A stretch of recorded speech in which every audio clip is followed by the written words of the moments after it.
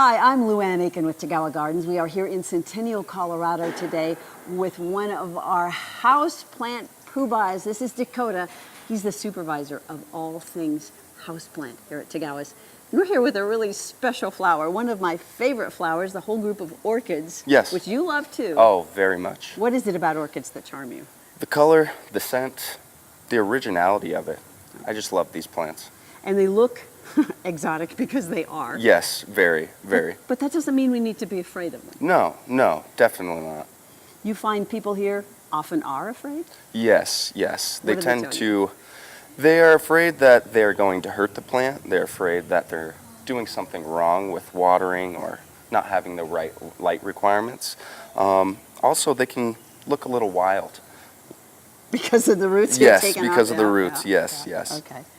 So, on average, can most people take care of an orchid here in along Colorado Front Range? Yes. We have a really good light requirement for the orchids. What do you need to watch for when you think maybe, should I repot my orchid? Should I not? What to do?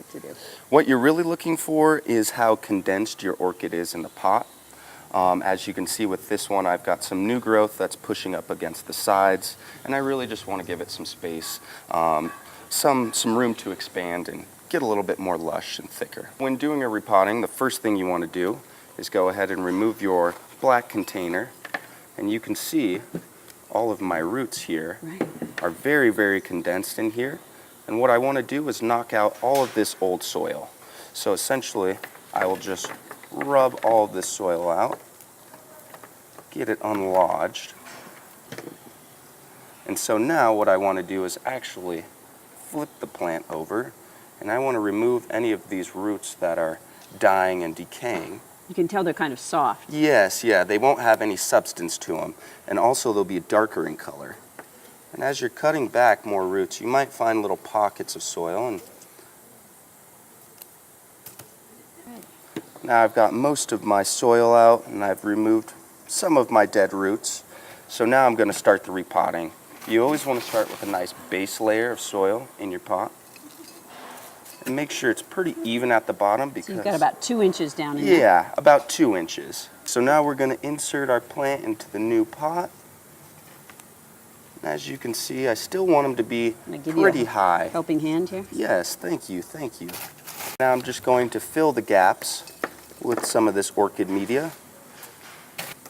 So now I'm going to rotate this and fill my other side. So now that we've got all of our media in there, you can see he's very, very stable. He's not wobbling around. And he's got a lot of space to expand. And look at these beautiful flowers that we've got there. What about water and fertilizer now that he's back in his pot? So now that we've got him back in the pot, you can water him in that same day. What you really want to do is when you water him, you want to fully saturate the roots. So that means watering him thorough enough to where it's coming out of the bottom and collecting in the saucer. Fertilizer, a 20-20-20 fertilizer, which is basically going to be a generic orchid fertilizer, is going to be the best.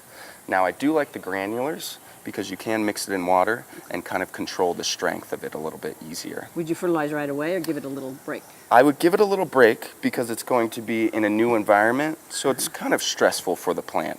So you want to give it some time to acclimate to its new. A few weeks? A few weeks would be very, very good. Okay, and back into its full light? Back into the full light right away because, like I said, when you do the repotting, you are going to shorten your lifespan for your flowers. So giving it a little bit more light will cause these new blooms to open up. So we have a lot of beautiful flowers here at Tagawa's. Orchids, other exotics, very friendly people. Do indeed come see us at Tagawa's. We are your garden store and so much more. If you like this video, please share it with your friends and find others like it on our Tagawa Gardens YouTube channel. Also, find us on Facebook and Instagram.